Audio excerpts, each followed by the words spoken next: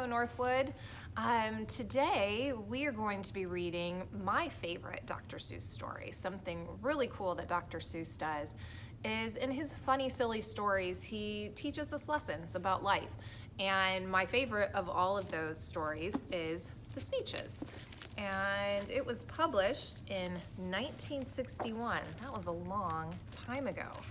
But let's go ahead. I've got out my big book of Dr. Seuss, and I'm going to read for you the Sneetches.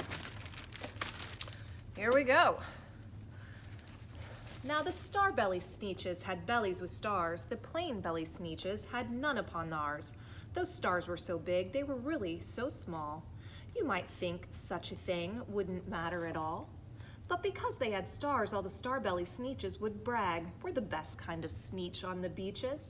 With their snoots in the air, they would sniff and they'd snort. We'll have nothing to do with the plain belly sort.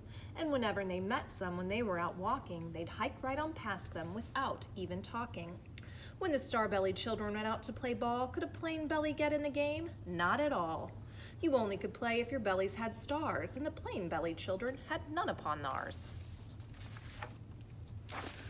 When the star-belly Sneetches had frankfurter roasts or picnics or parties or marshmallow toasts, they never invited the plain-belly Sneetches. They left them out cold in the dark of the beaches.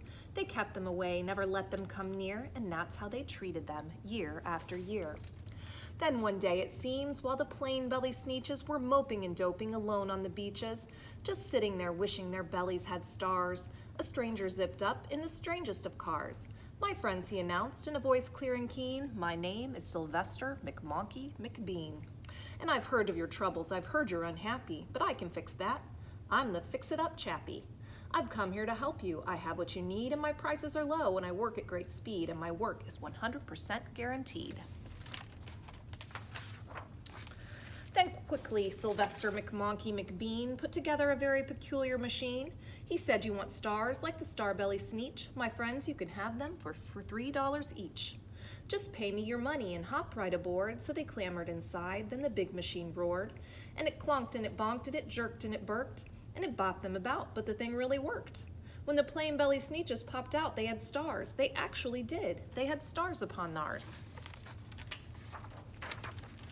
Then they yelled at the ones who had stars at the start, "We're exactly like you. You can't tell us apart. We're all just the same now, you snooty old smarties, and now we can go to your frankfurter parties." "Good grief," groaned the ones who had stars at the first. "We're still the best Sneetches, and they are the worst. But now how in the world will we know?" They all frowned. "If which kind is what, or the other way round?" Then up came McBean with a very sly wink, and he said, "Things are not quite as bad as you think. So you don't know who's who, that is perfectly true, but come with me, friends, do you know what I'll do? I'll make you again the best Sneetches on beaches, and all it will cost you is $10 eaches." "Belly stars are no longer in style," said McBean. "What you need is a trip through my star-off machine. This wondrous contraption will take off your stars so you won't look like Sneetches who have them on theirs." And that handy machine, working very precisely, removed all the stars from their tummies quite nicely. And then with snoots in the air they paraded about, and they opened their beaks and they let out a shout, "We know who is who, now there isn't a doubt. The best kind of Sneetches are Sneetches without." Then of course those with stars all got frightfully mad. To be wearing a star now was frightfully bad. Then of course old Sylvester McMonkey McBean invited them into his star-off machine. Then of course from then on, as you probably guess, things really got into a horrible mess. All the rest of that day on those wild screaming beaches, the fix-it-up chappie kept fixing up Sneetches. Off again, on again, in again, out again. Through the machines they raced round and about again, changing their stars every minute or two. They kept paying money, they kept running through, until neither the plain nor the star-bellies knew whether this one was that one or that one was this one, or which one was what one or what one was who. Then when every last cent of their money was spent, the fix-it-up chappie packed up and he went, and he laughed as he drove in his car up the beach. They never will learn, no you can't teach a Sneetch.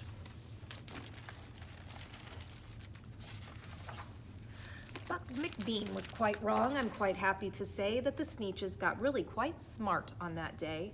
The day they decided that Sneetches are Sneetches and no kind of Sneetch is the best on the beaches.